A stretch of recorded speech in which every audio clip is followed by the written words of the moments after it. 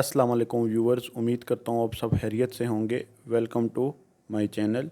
तो व्यूअर्स, आज की हमारी वीडियो सॉफ्टवेयर के एक नए टॉपिक के साथ।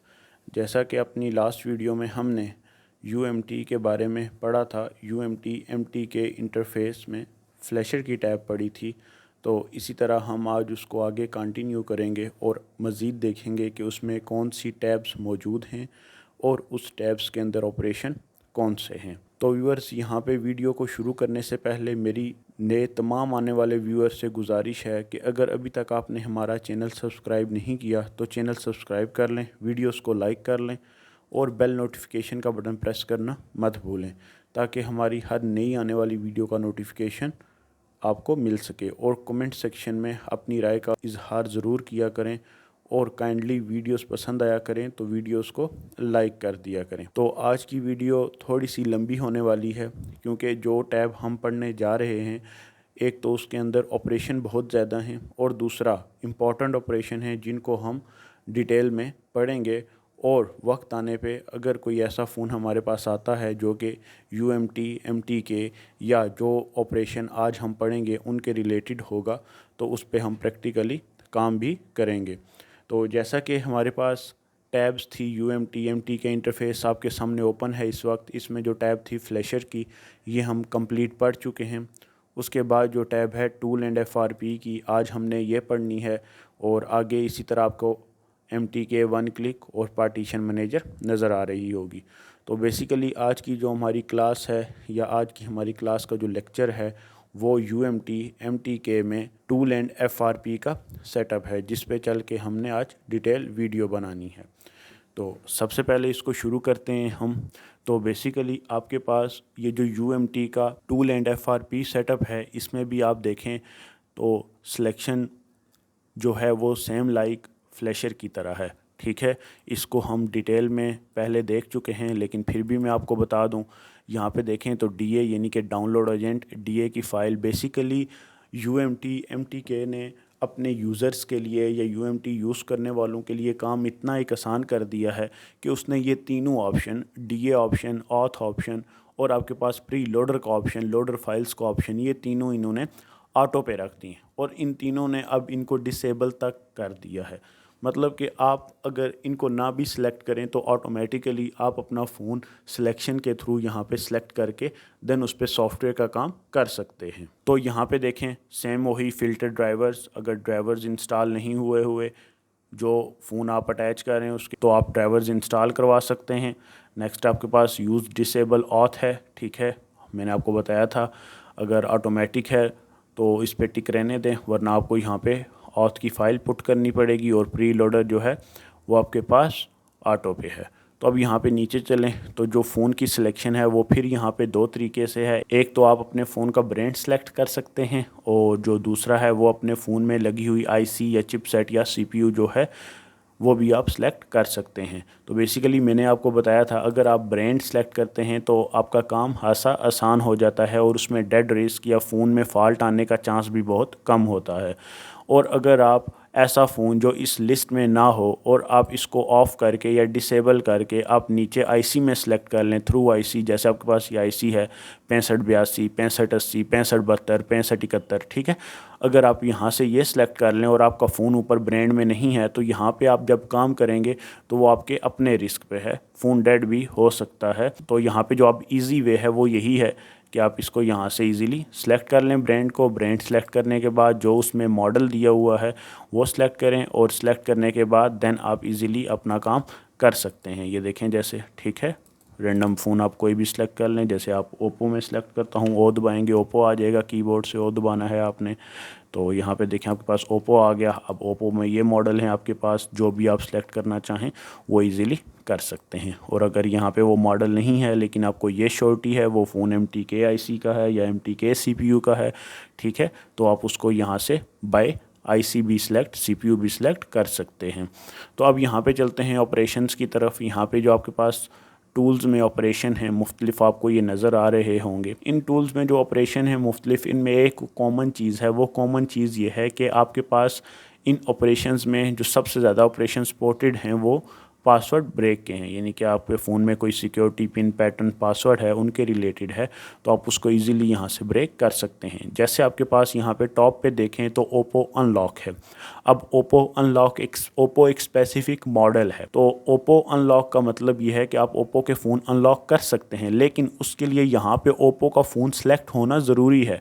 आप अगर यहाँ पे बिलफर्ज वीवो सेलेक्ट कर लेते हैं और अब आप इस ऑपरेशन पे काम करेंगे तो गलत है, ठीक है। आपको यहाँ पे फिर ओप्पो ही सेलेक्ट करना है और देन आप उसके बाद उस पर काम कर सकते हैं। तो यहाँ पे हम देखेंगे बीटा वर्जन क्या चीज़ है।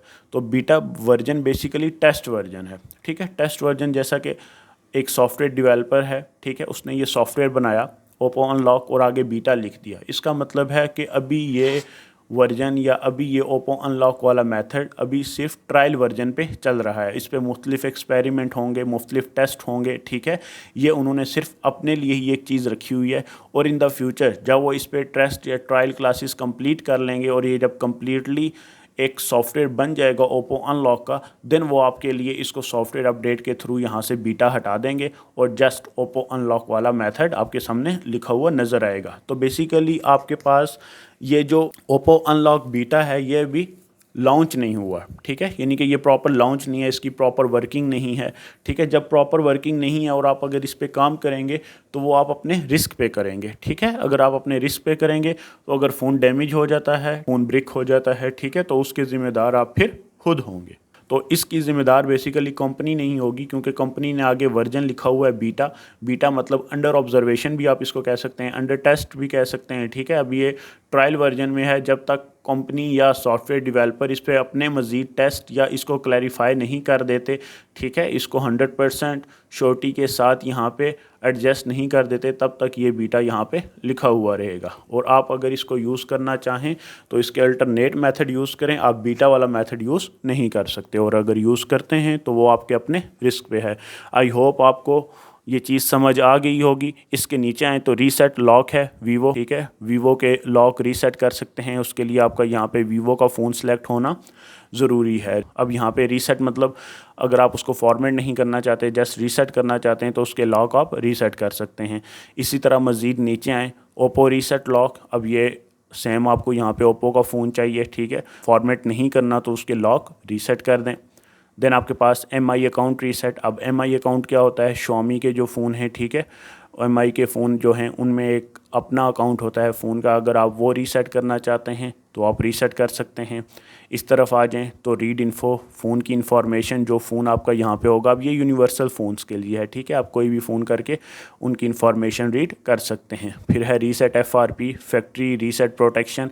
फ़ोन पे जो आपका जीमेल अकाउंट लॉक हो जाता है पासवर्ड ब्रेक करने के बाद, ठीक है, आप वो यहाँ पे कर सकते हैं, ये भी यूनिवर्सल है। अब यहाँ पे है रीड पैटर्न। तो रीड पैटर्न क्या चीज़ है, यानी कि बिना डेटा लॉस किए आप अपना पैटर्न रीड कर लें और फिर उसको अपने फ़ोन पे अप्लाई करके देन अपना फ़ोन ओपन कर लें। आपका जो यूज़र डेटा है यानी कि इंटरनल स्टोरेज है वो डिलीट नहीं होगी। लेकिन ये ऑप्शन यहाँ पे बहुत कम यूज़ होता है, क्योंकि आपके पास रीड पैटर्न वाला ऑप्शन पुराने फ़ोनों में ज़्यादा है जिनके एंड्रॉयड वर्जन कम है, लाइक 5, 6। इससे ऊपर जो है 7, 8, 9, ठीक है, तो उनके लिए आप जो प्रॉपर रीड पैटर्न वाला ऑप्शन यूज़ नहीं कर सकते। आप उनको या तो फॉर्मेट रीसेट कर लें, ठीक है, या रीसेट लॉक कर लें, ठीक है, या फॉर्मेट FS कर दें, देन आप उसको ईज़िली पासवर्ड से हटा सकते हैं। देन आपके पास है यहाँ पे रीसेट लॉक्स। तो रीसेट लॉक्स क्या है आपके पास, ये लॉक्स बेसिकली आपके फ़ोन में यूनिवर्सल है। जैसे आपका यहाँ पे वीवो और ओप्पो के लिए था, तो अगर आप फॉर्मेट नहीं करना चाहते तो यहाँ से आप उसको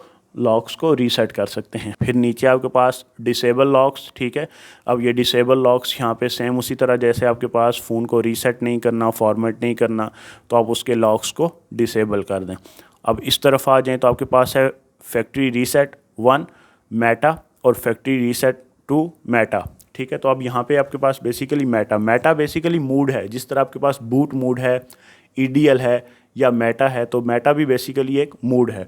Meta basically mood wise phone की कनेक्शन है। आप इस पर कोई भी फ़ोन, ठीक है, जो मेटा सपोर्टेड है वो अटैच कर सकते हैं, ठीक है। अब यहाँ पे अभी मेरे पास कोई ऐसा फ़ोन अवेलेबल नहीं है जो मैं आपके करके दिखाऊं, तो आपके पास ये ऑप्शन बेसिकली MT2 के अंदर भी मौजूद था, CM2 MT2 के अंदर। अगर हम इसको यहाँ पे मिनिमाइज़ करके और CM2 MT2 1 मिनट के लिए ओपन करें तो फिर आपको मैं वो दिखाता हूँ। तो अब यहाँ पे देखें, हमने कुछ देर के लिए MT2 CM2 MT2 का इंटरफेस ओपन किया है। तो यहाँ पे देखें आपके पास एक मेटा मोड है, इसके साथ आप ऑटोमेटिकली फ़ोन लगा सकते हैं, आपको सिलेक्शन की ज़रूरत नहीं है, यानी कि CPU सेलेक्ट नहीं करना आपने, आप मोड वाइज फ़ोन को कनेक्ट कर सकते हैं जैसा कि उसका मेटा मोड है। ठीक है, तो ये आपके पास चीज़ है मेटा मोड। ठीक है, लेकिन अभी एक बात और याद रखिएगा, आज की तारीख में, ठीक है, आज यानी कि जो डेट है उसके मुताबिक आपके पास ये जो MT2 का वर्जन इस वक्त आप देख रहे हैं ये थोड़ा सा ओल्ड है। लेकिन अगर आप इसका लेटेस्ट वर्जन करेंगे, ठीक है, अगर आपको ये CM2 MT2 के इंटरफेस के सेटअप में ले जाता है जहाँ से आपने इसको डाउनलोड किया था इन्फिनिटी बॉक्स, तो अब आप यहाँ पे देखें तो आपके पास MT2 का सेटअप जो है वो अपडेटेड है। ठीक है, यहाँ पे देखें तो मेरे पास थोड़ा सा पुराना वर्जन है। ठीक है, जब आप इसको अपडेट करेंगे तो आपके पास ये मेटा मोड वाला ऑप्शन बेसिकली नए सेटअप्स में या नई अपडेट में CM2 की ये ख़त्म हो चुका है। तो इसको आप यहाँ पे अब MT2 में यूज़ नहीं कर सकते, आप इसको UMT में ही यूज़ करेंगे। और मैंने आपको पहले बताया इसके लिए कोई CPU की सिलेक्शन की ज़रूरत नहीं है, आप जस्ट उसको मोड वाइज सेलेक्ट करेंगे। ठीक है, और मोड कौन सा होगा, वो मोड होगा बेसिकली मेटा मोड। ठीक है, अब हम वापस चलते हैं अपने UMT के MTK सेटअप की तरफ। और इसी के साथ साथ मैं आपको एक और चीज़ भी बता दूं, ठीक है, MTK के जो फ़ोन हैं बेसिकली, ठीक है, अगर आप उनको डायरेक्टली अटैच करना चाहते हैं तो UMT ने एक बड़ी ज़बरदस्त अपडेट दी है।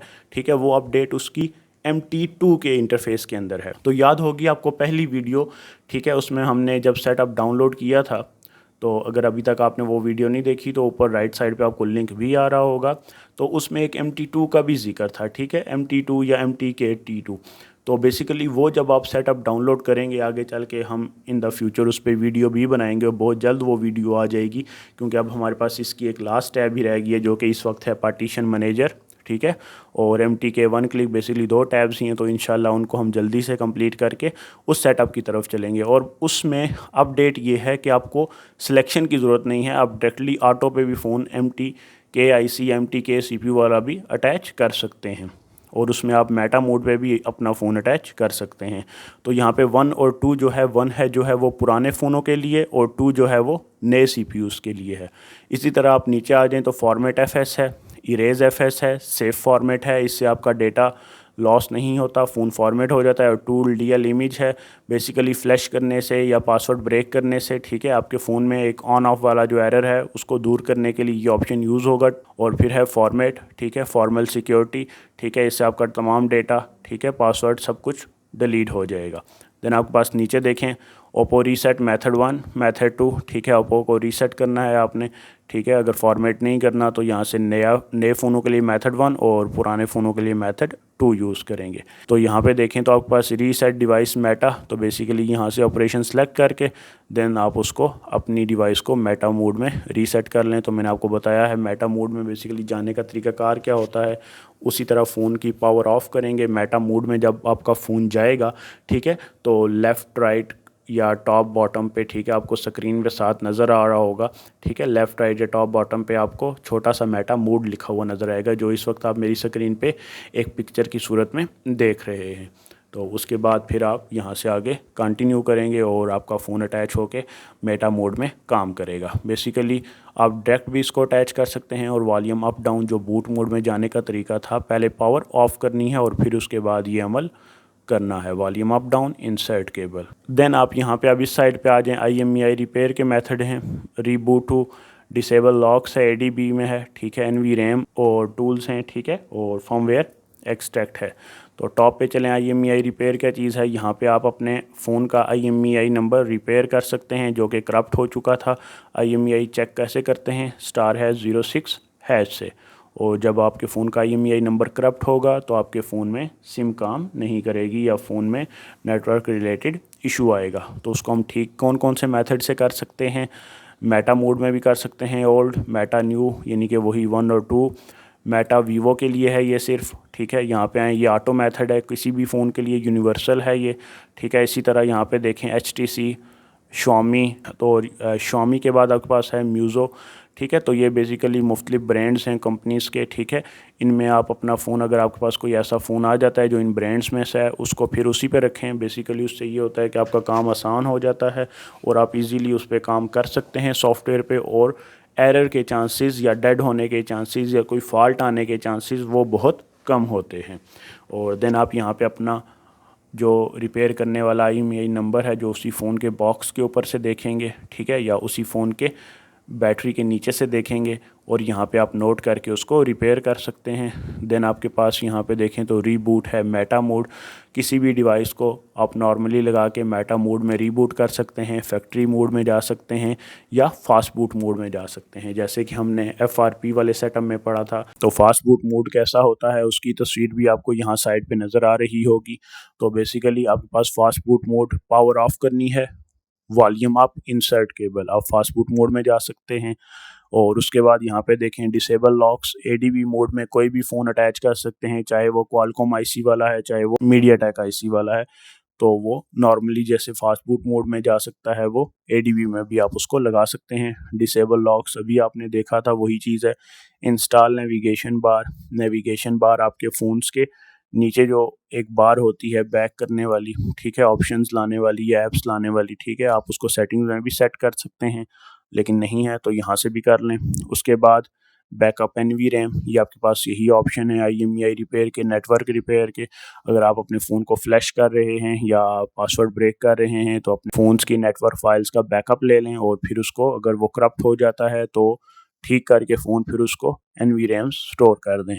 और फॉर्मेट NVRAM डेटा, इससे आपके फ़ोन का डेटा और NVRAM network related files, SIM related files, ठीक है, वो फॉर्मेट हो जाएंगी। तो ये है टोटली आपके पास UMT का, MTK का टूल एंड FRP का सेटअप, ठीक है। इसको आपने देखा, ठीक है, इसको हमने डिटेल से देखा, और इसमें मेन चीज़ जो थी वो थी एक बीटा, ठीक है, एक मेटा, और यहाँ पे IMEI, ठीक है, जिनको आप रिपेयर करते हैं, ठीक है, और NVRAMs का बैकअप कैसे लेते हैं। तो ये ऑप्शंस थे जो मैंने आपको डिटेल में बताए, ठीक है।